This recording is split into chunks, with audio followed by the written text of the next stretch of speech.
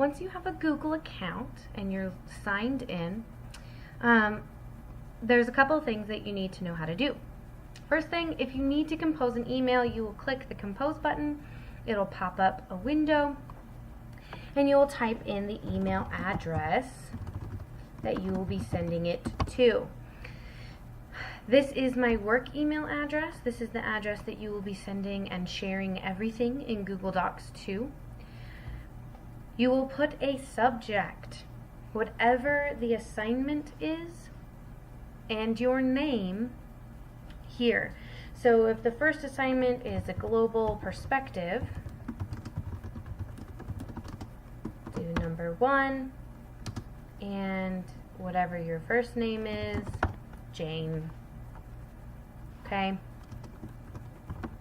Here, practice writing in full sentences whenever you send me an email. So, hi Mrs. McCraney. Here is my finished global perspective.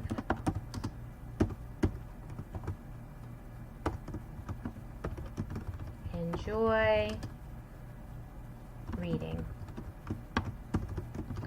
Sincerely, Jane Doe. This isn't necessary, but it is helpful, especially if you want to practice typing or anything like that. And then you'll click send. If you need to attach anything, you will click this button. It's attach files. If you are going to insert files using Google Drive, which I will get into in a different video, you can click this button. It'll pop up everything that you have for Google Drive, so on and so forth.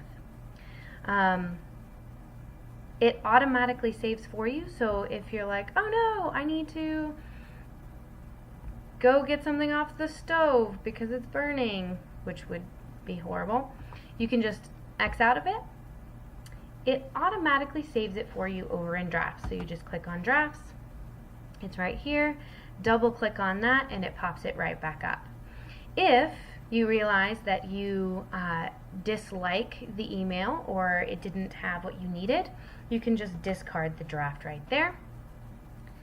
Your message has been discarded. And you can undo it here. Something that's really cool about Gmail is within a certain amount of seconds, you can click undo and it will pop it back up.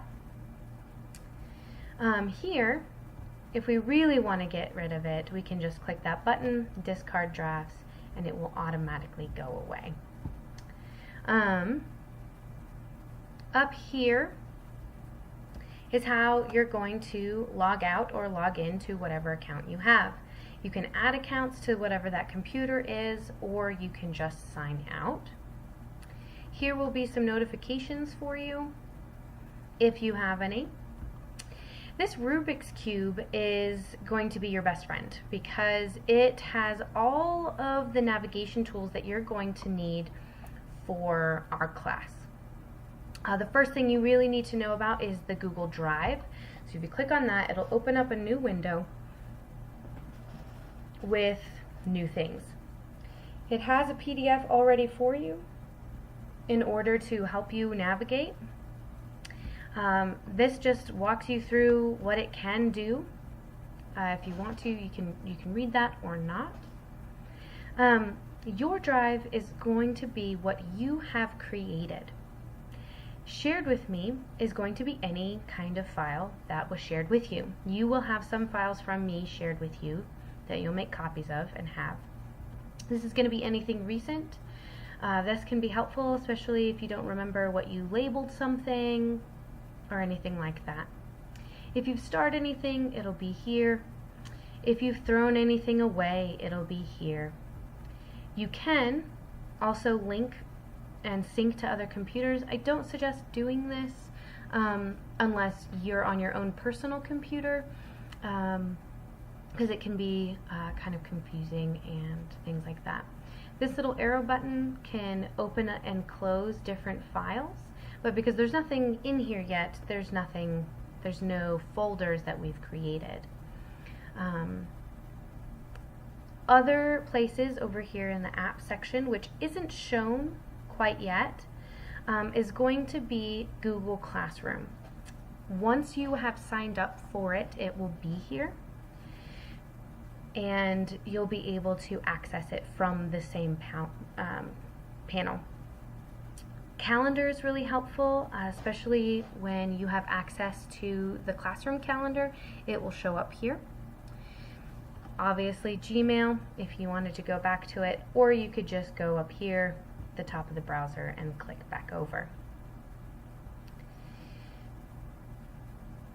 YouTube.